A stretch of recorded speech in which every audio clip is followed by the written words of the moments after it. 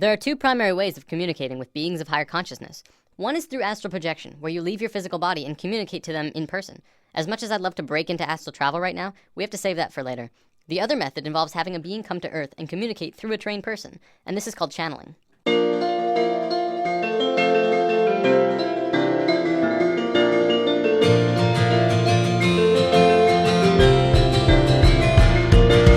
Channeling is a natural form of communication between humans and beings of higher consciousness, included but not limited to angelic beings, spirits of nature, non-physical entities, or even animals and pets.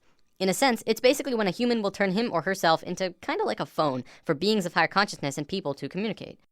A channeler can choose who or what they want to channel. As long as the other party has an interest in communicating, the link is made and the channeling can begin.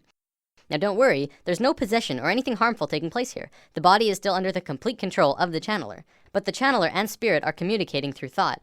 Messages are communicated on levels of emotion and thought rather than spoken word. The channeler will then decipher what the spirit tells him into human language. Contrary to popular belief, entities do not generally use human languages because it is considered awkward and clumsy. The majority of this message is conveyed through an elegant series of sensory feelings. Let's talk about animal communication, because this is a form of channeling that you yourself can do.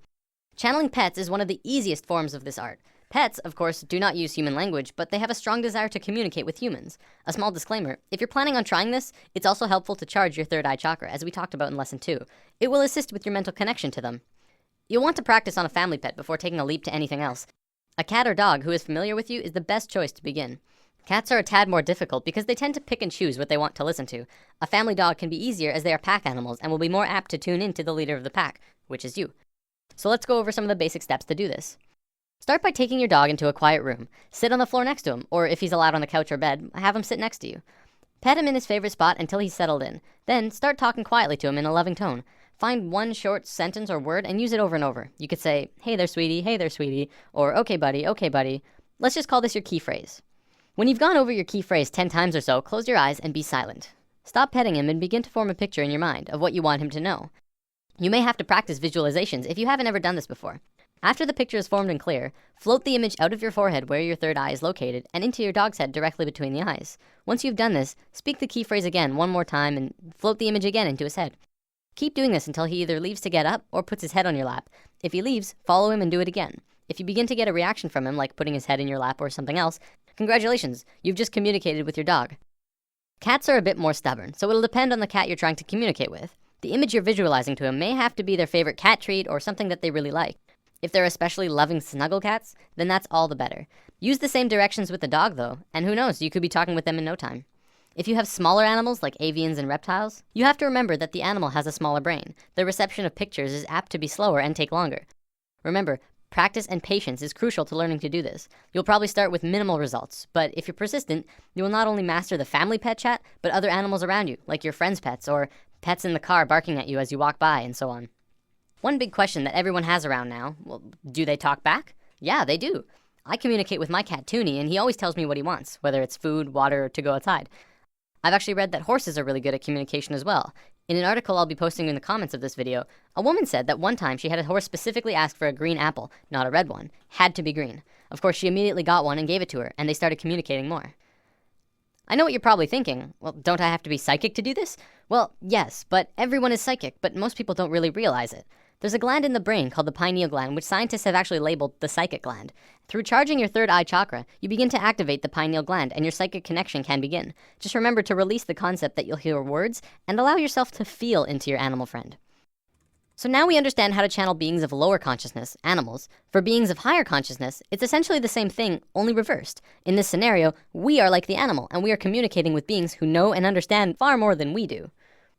There's actually a being channeled named Kryon of Magnetic Service. He talks a lot about worldly events and what's going on a global scale. What's interesting is that Kryon has been invited to the United Nations 7 times over the last 13 years. If the UN listens to channeling, maybe it deserves a little more credibility than we realize. On my YouTube, I'm going to be posting small snippets from various channels, but most of them from Crimson Circle. Crimson Circle started out in 1999 when a being named Tobias started communicating with Jeffrey Hope. There's actually a really cool story here. I can't go over all of the details, but Tobias was actually written about in the Bible, in the book of Tobit. This particular book was removed by the church in 1546 during the Council of Trent.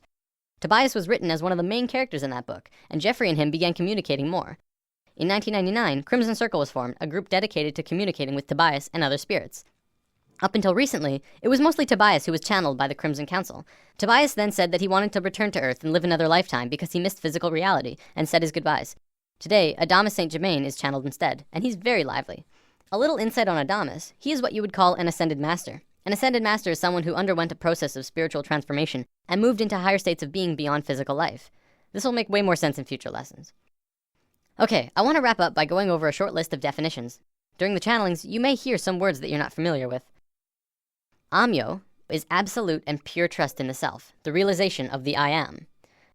Makyo are kind of like lies that you tell yourself, that take you away from the I am, like I'm not good enough or I can't do it yet. Kind of like the opposite of Amyo. Ascension is the process of going from one lifetime to the next while staying in the same physical body. Kaldra, you may hear this one a lot actually. Kaldra is the nickname that Tobias gave to Jeffrey. So if you ever hear Jeffrey say during a channeling, Kaldra doesn't want me to say this, but I will anyways, that's Adamus speaking through Jeffrey about Jeffrey, whose nickname is Kaldra. Is that confusing?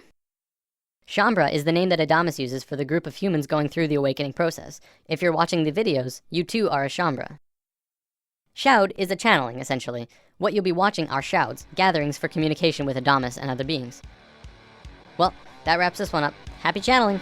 Nothing like the sun to keep you from stumbling in the dark. Thought I once or twice you figure out